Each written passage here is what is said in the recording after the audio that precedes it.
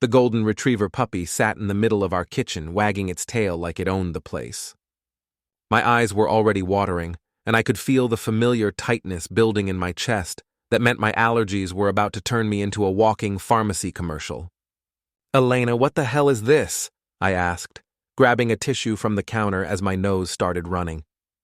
My wife stood there in her perfectly pressed business suit, arms crossed, that look on her face that I'd come to recognize over our 5 years of marriage. It was the look that said she'd already made a decision, and my opinion was just a formality she had to endure. "This is Buster," she said, like that explained everything. Daphne's dog had puppies, and I thought it was time we had a companion around here. I sneezed 3 times in rapid succession, each one more violent than the last.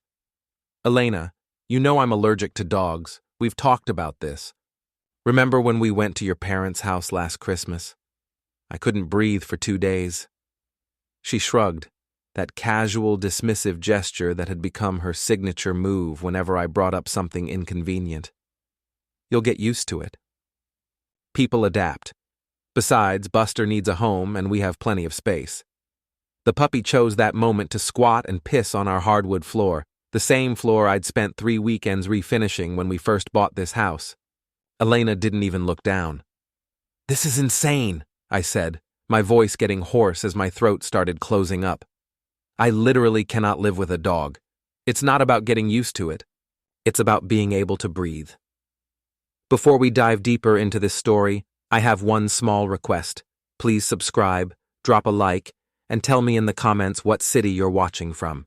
That's when she gave me the look. The one that made it clear this wasn't a discussion anymore. "Gavin, I've already decided. The dog stays. If you can't handle that, then maybe you should think about whether this is the right place for you." The kitchen went quiet, except for the sound of the puppy's claws clicking on the floor as it explored its new territory. I stared at my wife, this woman I'd married, this woman I'd worked 60-hour weeks to help support while she finished her MBA, this woman I'd co-signed loans with and shared dreams with about the future we'd build together. "Are you giving me an ultimatum?" I asked. "It's either me or the dog." Elena's expression didn't change. If anything, she looked annoyed that I was making this more complicated than it needed to be. "I'm saying that Buster is staying. What you do is up to you." I felt something shift inside me, like a gear clicking into place. It was the same feeling I got when I was debugging code and suddenly saw the pattern that made everything clear. The same cold clarity that made me good at my job as an IT security consultant. "All right," I said. She blinked, clearly expecting more of a fight. "All right, what?" "All right. You're right. I should think about whether this is the right place for me." I walked out of the kitchen, leaving her standing there with her new puppy. In our bedroom, I pulled out the suitcase from the closet and started packing. Not everything, just enough for a week or 2 while I figured things out. Elena appeared in the doorway as I was folding shirts. "Gavin, what are you doing?" "Exactly what you suggested. Thinking about whether this is the right place for me." "Don't be dramatic. I didn't mean you had to leave right now." I stopped packing and looked at her, really looked at her. When had she become this person? When had she started talking to me like I was an inconvenience in her life instead of her husband? "No, you're right," I said. "This is perfect, actually." Very clarifying. While she stood there trying to figure out if I was being sarcastic, I went to my laptop and logged into our joint bank account. With a few keystrokes, I transferred half the money to my personal account and then blocked her access card. Not illegal, since it was joint property, but definitely going to make her week more interesting. "What are you doing now?" she asked, that edge creeping into her voice. "Taking care of some financial housekeeping. You know, making sure I have access to my own money while I'm thinking about things." Her face went pale. "Gavin, you can't just..." "Can't what?" "Manage my own finances? Make decisions about where I live? I thought you wanted me to be more decisive." I zipped up the suitcase and grabbed my laptop bag. "I'll be at Rico's if you need anything." Well, if you need anything that doesn't involve me coming back to live with your new roommate. Elena followed me to the front door, the puppy trotting along behind her like this was all a fun game. This is ridiculous, she said. You're really going to leave over a dog? I turned around at the door. No, Elena. I'm leaving because my wife gave me an ultimatum and made it clear that a random puppy is more important to her than her husband's ability to breathe in his own home. The dog is just the messenger. I could see her trying to recalibrate, probably realizing that this wasn't going the way she'd planned. But it was too late for that. I'll call you in a few days, I said, after I've had some time to think. The last thing I saw before closing the door was Elena standing in our foyer, holding a puppy that was already chewing on her expensive shoes, with an expression that suggested she was starting to understand that she might have miscalculated. Rico's apartment was across town, a third-floor walk-up above the bar he managed. The cask and barrel wasn't much to look at from the outside, but it was the kind of place where everybody knew your name and your problems, and nobody judged you for either. Let me get this straight, Rico said, pouring me a beer while I sat at the end of the bar. Your wife brought home a dog, knowing you're allergic, and when you objected, she basically told you to deal with it or get out. That's the short version, yeah. Rico shook his head.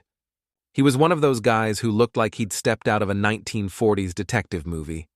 Dark hair, 5 o'clock shadow, and the kind of face that had seen enough of the world to not be surprised by much. We'd been friends since college, and he was one of the few people who'd never pretended to like Elena. And you blocked her bank card? I secured my financial assets while I consider my options. Jesus, Gavin. That's cold even for you. She wanted me to make a decision. I made one. Rico was quiet for a minute, wiping down glasses with the kind of methodical precision that came from 20 years of bartending. The bar was mostly empty. It was Tuesday afternoon, and the after-work crowd wouldn't show up for another few hours. So what's the plan?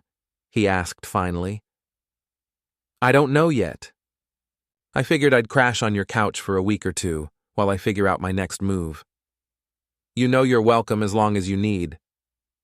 But can I ask you something? Shoot. Are you sure this is really about the dog? I took a long drink of beer and thought about it. Was it about the dog? Or was it about the way Elena had looked at me when she delivered her ultimatum, like I was a problem to be managed rather than a person to be considered? It's about respect, I said finally. It's about the fact that she made a major decision that affects both of us without even consulting me. And when I objected, instead of trying to find a compromise, she basically told me to shut up and deal with it. Rico nodded. That's what I thought. The dog's just the tip of the iceberg. Exactly. My phone buzzed with a text message. Elena. The bank says my card isn't working. What did you do? I showed Rico the message. He grinned. You really blocked her card? Joint account. I have every right to manage access to it. She's going to be pissed. She's going to be a lot of things. Another text. Gavin, this is childish. Call me. I turned off my phone and finished my beer. You know what the funny thing is? I said to Rico. I think she actually expected me to just roll over and accept it. Like I always do. Do you always roll over? I thought about it. Over the past couple of years, how many times had Elena made decisions for both of us, and I'd just gone along with it? The house we bought, the car she wanted, the friends we spent time with, the vacations we took. When had I become such a passive participant in my own life? Yeah, I admitted. I guess I do. Well, Rico said, refilling my glass. Sounds like that's changing. 3 weeks passed before I heard from Elena again. 3 weeks of sleeping on Rico's couch, eating breakfast at the diner down the street, and trying to pretend that my marriage wasn't falling apart. I'd been checking our joint account online, watching Elena's attempts to access money get blocked day after day. Her direct deposit from her job at Meridian Tech was still going in, but she couldn't touch the savings and apparently She'd been living pretty close to the edge of her paycheck. On a Thursday morning, my phone rang. Elena's name appeared on the screen. "Hello, Elena." "Gavin, we need to talk." Her voice sounded different, strained. The confidence that had been so evident during our kitchen confrontation was gone. "I'm listening." "I can't pay rent. The bank says you've frozen my access to our savings account." "I haven't frozen anything. I've secured my portion of our joint assets while I consider my options. You still have access to your checking account." "My checking account has $300 in it. The rent is due tomorrow." I was sitting in Rico's kitchen drinking coffee and reading the news on my laptop. Through the window, I could see the morning crowd walking to work. Everyone focused on their own problems, their own lives. It occurred to me that 3 weeks ago, I would have immediately offered to help Elena with the rent. The old Gavin would have apologized for any inconvenience and asked how much she needed. "That sounds like a budgeting problem," I said. Silence on the other end of the line. "Gavin, please. I know you're angry about the dog, but this is serious. I could lose my apartment." "Your apartment?" The words slipped out before I could stop them. Elena went quiet. "I meant our apartment, our house. You know what I meant, but I didn't know what she meant." Elena was careful with words. It came from working in HR, where every conversation was potentially a lawsuit waiting to happen. She didn't make slips like that. "Elena, did you just say you might lose your apartment?" "I meant the house, Gavin. I'm stressed, I misspoke." But there was something in her voice, something that made my IT security instincts kick in. When you spend your days looking for vulnerabilities in systems, you develop a sense for when something doesn't add up. "I'll think about it," I said. "I'll call you back." I hung up and stared at my phone. Elena had said, "my apartment," and "the rent is due tomorrow." But we owned our house. We had a mortgage, not rent. And she'd said it so naturally, like it was the most obvious thing in the world. "Rico," I called out. He was getting ready for work, putting on the white shirt and black pants that were basically a bartender's uniform. "Yeah?" "Elena just called me. She said she can't pay rent and might lose her apartment." Rico stopped tying his tie. "Apartment? Don't you guys own a house?" That's what I thought. We looked at each other for a long moment. "You think she's got a place on the side?" Rico asked. I don't know what to think. But even as I said it, pieces were starting to click together in my mind. Elena's work trips that had become more frequent over the past year. The nights she'd come home late, claiming she'd been at the office or out with Daphne. The way she'd been dressing lately, more expensive clothes, new jewelry that she claimed were gifts from her parents. "There's one way to find out," Rico said. "What's that?" "You're an IT guy. You know how to find information." He was right. I did know how to find information. It was literally my job. After Rico left for work, I opened my laptop and started digging. Elena was careful, but she wasn't a security professional. It took me about an hour to access her email account using a password recovery method that relied on information I knew about her. Once I was in, it was just a matter of searching for the right terms. Apartment lease, rent payment, address. There it was. A lease agreement for a downtown apartment signed 8 months ago. Monthly rent, $2,800. Leaseholder, Elena Marie Trask. 8 months ago. She'd been living a double life for 8 months. I sat back in my chair, staring at the screen. My wife had a secret apartment. The same wife who'd been complaining about our budget, who'd been pushing me to take on more consulting work to bring in extra money, who'd been talking about how we needed to be more careful with our spending. But the apartment was just the beginning. Once I started looking, I found a whole other life I didn't know about. Credit card statements for a card I'd never seen, receipts for expensive dinners at restaurants we'd never been to together, hotel charges for nights when she'd claimed to be working late. And then I found the photos. They were in a folder labeled Work Events, but they weren't work events. They were pictures of Elena with a man I didn't recognize. Expensive restaurants, hotel rooms, What looked like weekend getaways. The photos spanned months, maybe longer. The man was older than me, maybe early 40s, with the kind of polished look that screamed corporate executive. In one photo, he was kissing Elena's neck while she laughed. In another, they were in bed together, Elena wearing lingerie I'd never seen before. I closed the laptop and walked to the window. Outside, the world was continuing exactly as it had been 5 minutes ago, but everything felt different. My marriage wasn't just falling apart. It had been a lie for months. My phone rang. Elena again. "Have you thought about the rent situation?" she asked. "Yeah," I said. "I've been thinking about a lot of things." "And?" "I'm curious about something, Elena. This apartment you're worried about losing. Is it the same apartment you've been living in for the past 8 months? The silence on the other end of the line was all the confirmation I needed. "Gavin, I can explain." "I'm sure you can. You're good at explaining things. Like how those work trips were actually romantic getaways, or how that jewelry from your parents was actually gifts from your boyfriend. How did you—" "I'm an IT security consultant, Elena. I find hidden things for a living." I could hear her breathing on the other end of the line. "We need to talk," she said finally. "No, we really don't. We needed to talk 8 months ago before you decided to start living a double life. Now we need lawyers." "Gavin, please." "It's not what you think. It's exactly what I think. The only question is how long you've been planning to leave me and how much of this was calculated." Another silence. "I never planned for it to happen this way," she said quietly, "but it did happen this way. And when I objected to your dog, you saw an opportunity to make me the bad guy. Make it look like I was the one who couldn't compromise, the one who was being unreasonable.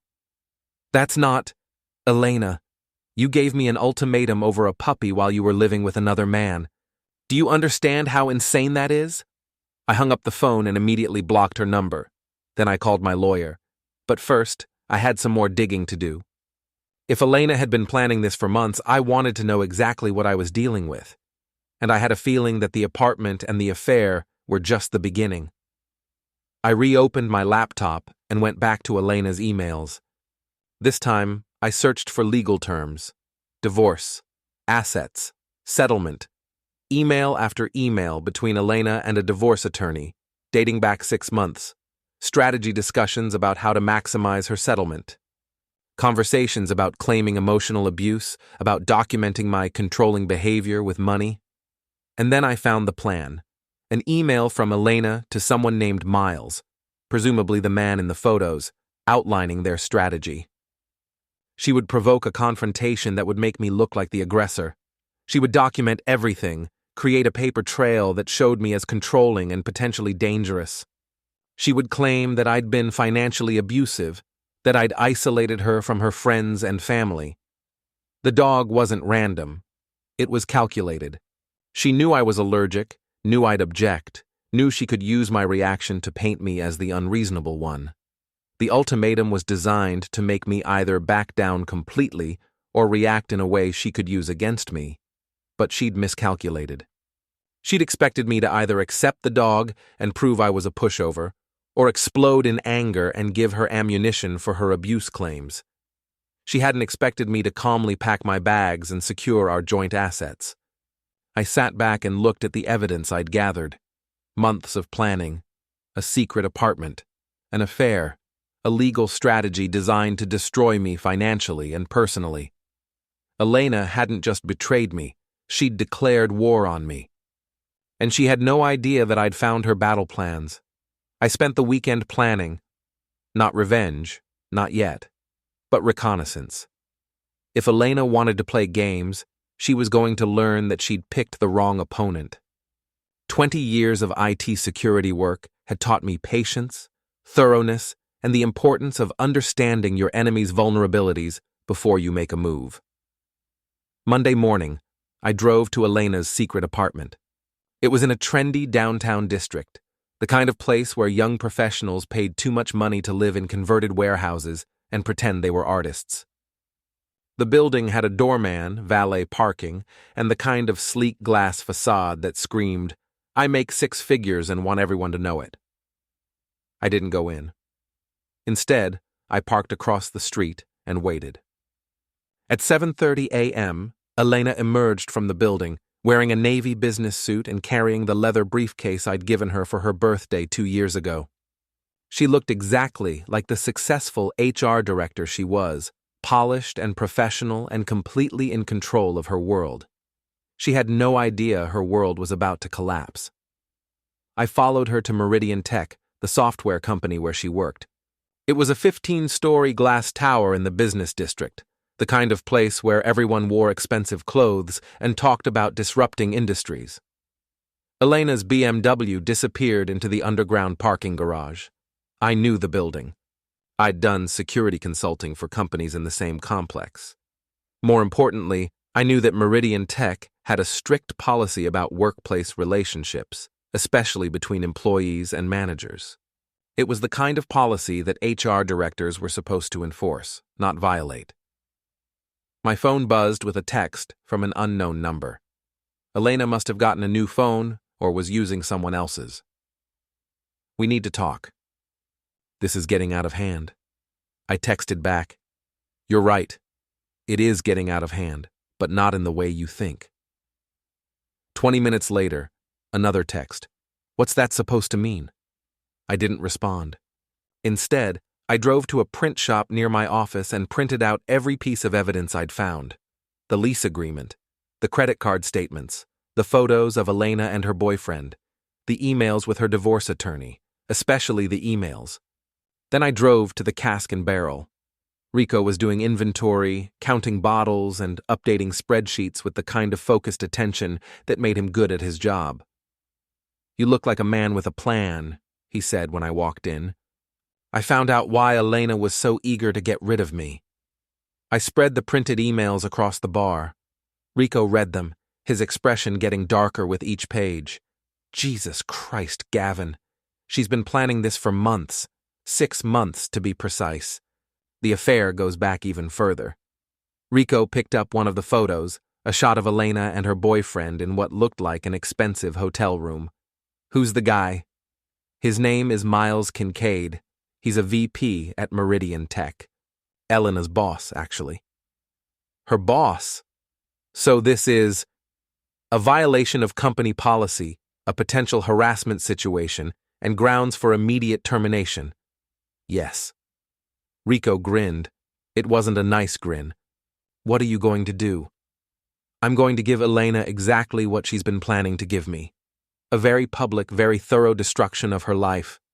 "That sounds like revenge." "No, that sounds like justice. Revenge would be irrational. This is going to be very, very rational." I gathered up the papers and headed for the door. "Where are you going?" Rico asked.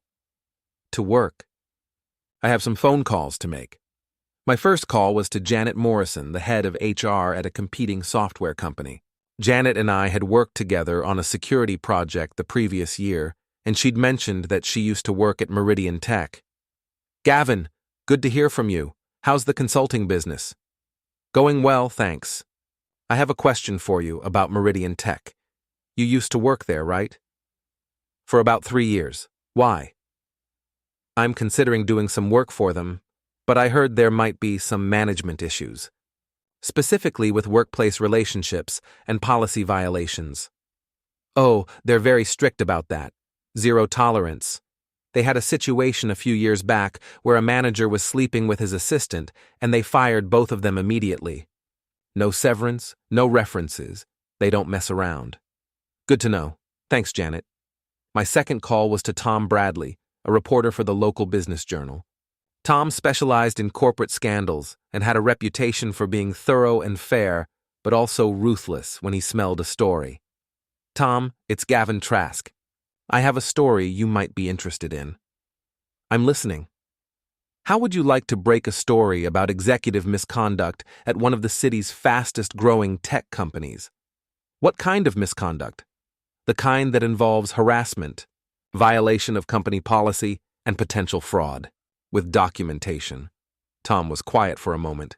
How solid is your documentation? Emails, photos, financial records? Everything you'd need to verify the story independently. Can you be at my office in an hour? I'll be there in 30 minutes. My third call was to Elena's parents. Richard and Margaret Whitmore were old money, the kind of people who cared more about appearances than anything else. They'd never liked me. I was too middle class, too direct, too willing to call things by their real names instead of wrapping them in polite euphemisms. Richard, it's Gavin. Gavin. His voice was cold, formal. I understand you and Elena are having some difficulties. That's one way to put it. I'm calling because I thought you should know that your daughter has been having an affair with her boss for the past several months. Silence. That's a very serious accusation, Gavin. It's not an accusation, Richard. It's a fact. I have photos, emails, financial records. The whole thing is going to be in the business journal tomorrow. The business journal? Elena's been living a double life, using company resources to conduct an affair with a senior executive and violating multiple company policies in the process. It's going to be a very public scandal. More silence. What do you want, Gavin? I don't want anything from you, Richard. I'm just giving you a heads up so you can prepare for the phone calls from your country club friends. I hung up before he could respond. By evening, the first domino had fallen.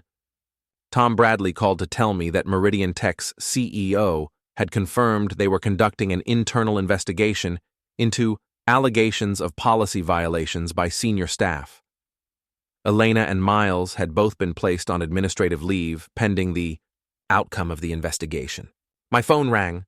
Elena, calling from yet another number. What did you do? She demanded. I gave a reporter some information about workplace policy violations at your company. Seemed like something the public should know about. You destroyed my career. No, Elena. You destroyed your career when you decided to sleep with your boss and use company resources to conduct an affair. I just made sure people found out about it. This is insane.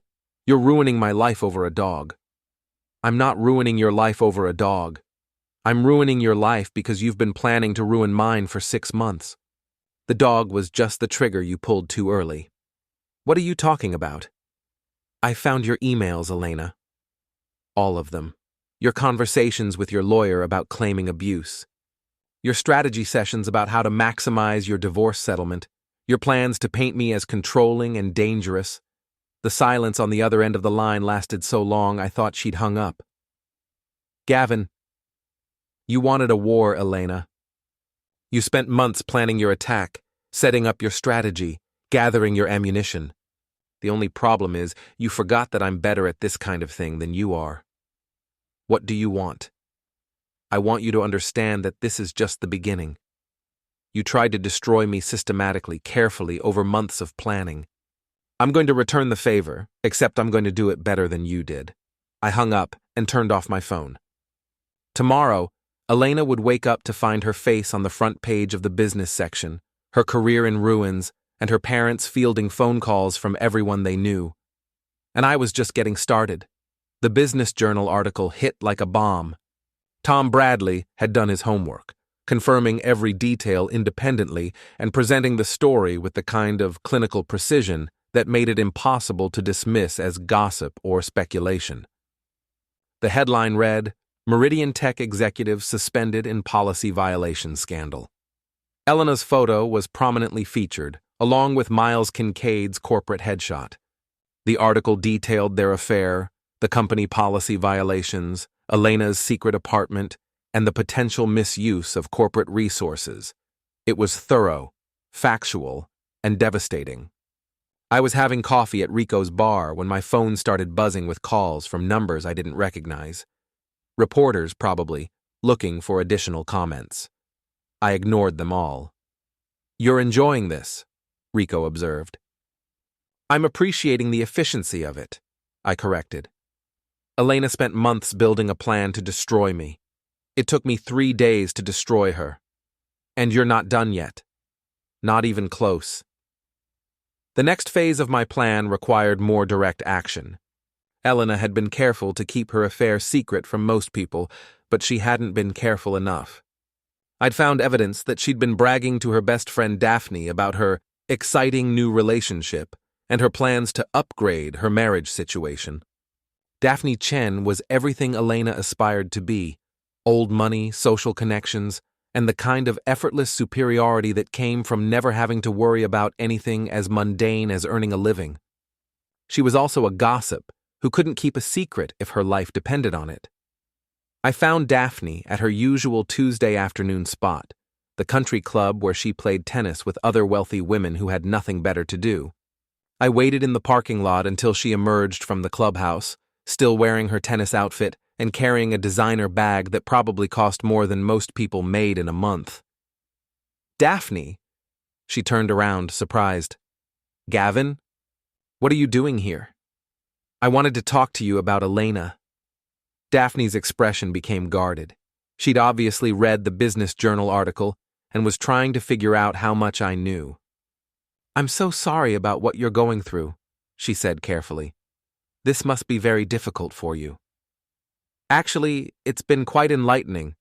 I've learned a lot about my wife that I didn't know before." "Well, marriage is complicated. Did you know Elena was planning to claim I was abusive?" Daphne went very still. "I found her emails, Daphne." "All of them. Including the ones where she talked about her strategy for the divorce. The ones where she mentioned how helpful it was to have friends who would back up her story about my controlling behavior. Gavin, You never what? Never agreed to lie in court about me being abusive? Never helped Elena plan her fake domestic violence claims? Never coached her on how to make me look dangerous?" Daphne's face had gone pale. "I don't know what you're talking about."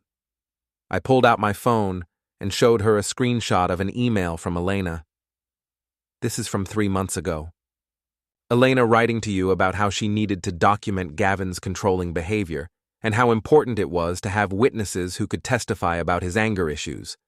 Your response was, and I quote, 'I'll back you up on whatever you need.'" Daphne stared at the phone screen. "That's not... I didn't mean..." "You didn't mean to commit perjury? You didn't mean to help destroy an innocent person's life? What exactly didn't you mean, Daphne?" "She said you were emotionally abusive. She said she was afraid of you. And you believed that?" "You've known me for 5 years, Daphne. When have I ever been abusive to anyone?" Daphne couldn't meet my eyes. "She's my friend. I was trying to support her. You were trying to help her commit fraud. There's a difference." I put my phone away and looked at Daphne, this woman who'd smiled at me at dinner parties while planning to destroy me in court. "Here's what's going to happen," I said.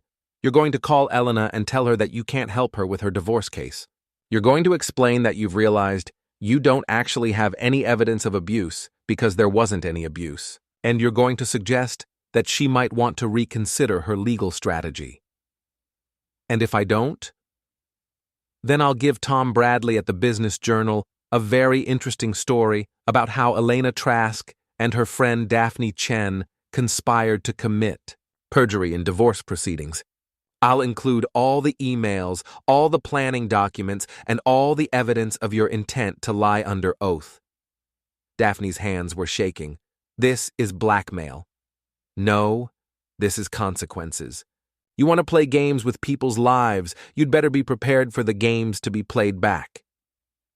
I walked away, leaving Daphne standing in the country club parking lot, finally understanding that her actions had consequences beyond her social circle. That evening, Elena called me from another new number. "What did you say to Daphne?" she demanded. I explained to her that perjury is a felony.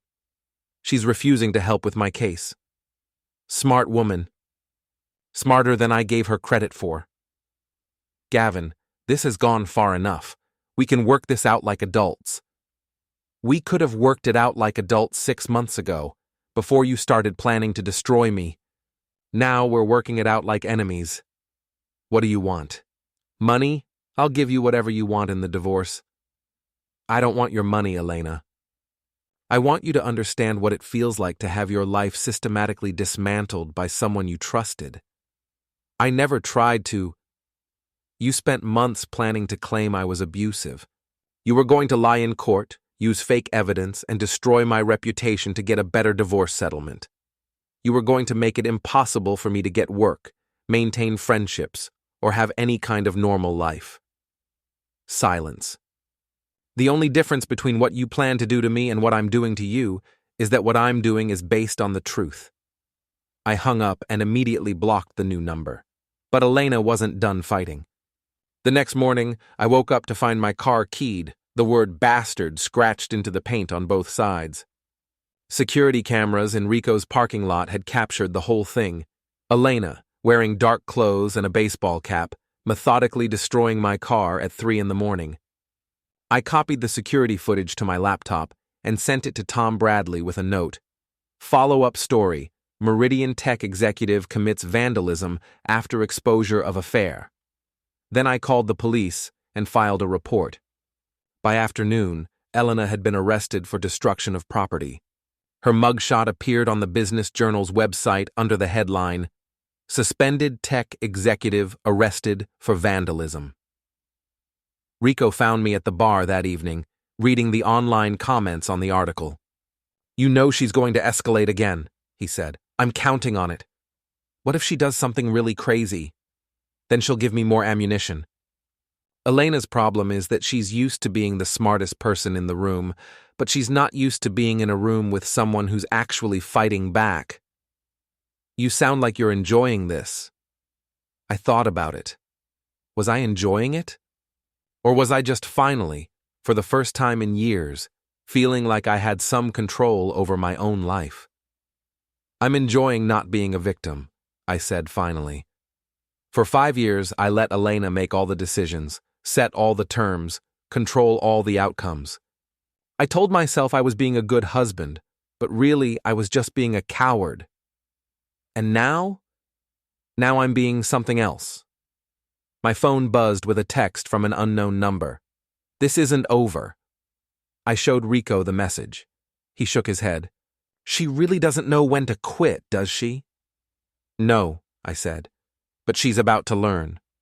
Elena's next move was predictable in its desperation. She hired a private investigator to follow me, hoping to find evidence of an affair or some other behavior she could use against me.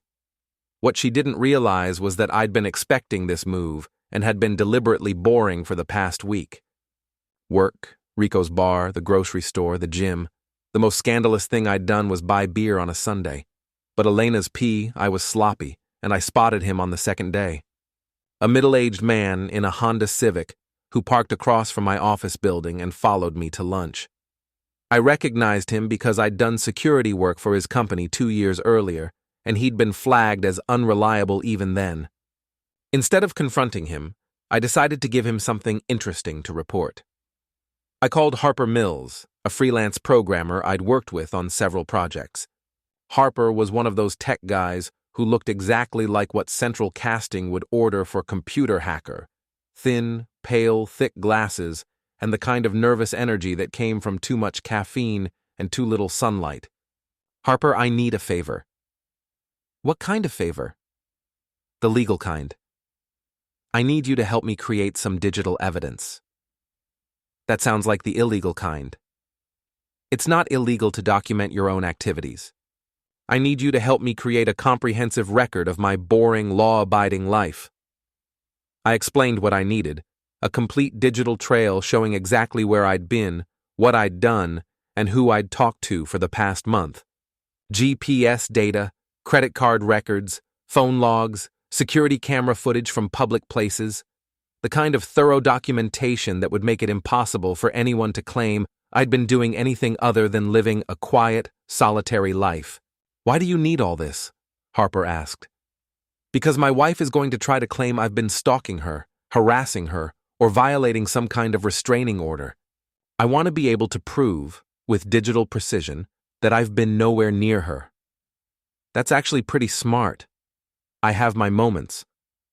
While Harper worked on creating my digital alibi, I prepared for Elena's next escalation. It came on Thursday morning in the form of a phone call from Detective Sarah Martinez of the city police. "Mr. Trask, I need you to come in for questioning regarding allegations of harassment and stalking. I'll be there in an hour." "Should I bring a lawyer?" "That's your choice, sir." I called my attorney, David Kim, and met him at the police station. David was one of those lawyers who looked like he'd stepped out of a men's fashion magazine. Perfectly tailored suits, expensive watch, the kind of confident bearing that came from winning more cases than he lost. "What did she claim?" David asked as we walked into the building. "I assume she's claiming I've been following her, threatening her, or violating the restraining order she probably filed yesterday." "Did you do any of those things?" "David, for the past month, I've been the most boring person in this city. I can prove exactly where I was every minute of every day, and none of those places were anywhere near Elena." Detective Martinez was a compact woman in her 40s, with the kind of direct gaze that suggested she'd heard every lie ever told and wasn't impressed by any of them. She led us into an interview room and opened a file folder. "Mr. Trask, your wife has filed a complaint claiming that you've been stalking her, vandalizing her property, and making threatening phone calls." "That's interesting," I said. "Can you be more specific about when these incidents allegedly occurred?" Martinez consulted her notes. "She claims you've been following her for the past 2 weeks, that you vandalized her car on Tuesday night, and that you've been calling her from blocked numbers making threats." I looked at David, who nodded. "Detective Martinez, I'd like to provide you with some evidence that might be relevant to this case." I opened my laptop and showed her Harper's documentation. GPS data from my phone showing my exact location for the past month. Credit card records showing every purchase I'd made. Security camera footage from my office building, Rico's bar, and a dozen other locations showing exactly where I'd been and when. "As you can see," I said, "I haven't been within 5 miles of Elena's apartment or her workplace in over a month. I couldn't have vandalized her car on Tuesday night because I was at the Cask and Barrel from 6 p.m. until 2 a.m., and there are 20 witnesses who can confirm that." Martinez studied the data, cross-referencing it with Elena's complaint. "What about the phone calls?" "I blocked Elena's number 3 weeks ago. I haven't called her once since then. My phone records will confirm that." David leaned forward. "Detective, I think you'll find that Mrs. Trask's allegations don't match the physical evidence. In fact, I suspect that if you examine her car, you'll find that any vandalism was self-inflicted." Martinez looked skeptical. "Why would she vandalize her own car?" "Because she's trying to build a case for harassment that doesn't exist," I said. "She's desperate to find some way to make me look like the aggressor in this situation." "That's a serious accusation, Mr. Trask." "It's a serious situation, Detective. Elena has been caught in multiple lies already.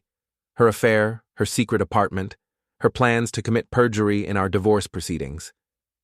This is just another attempt to manipulate the system." Martinez closed the file. "I'll need to investigate these claims further. Don't leave town, Mr. Trask." "I wouldn't dream of it." Outside the police station, David shook his head. "Your wife is either very desperate or very stupid. Both, I think.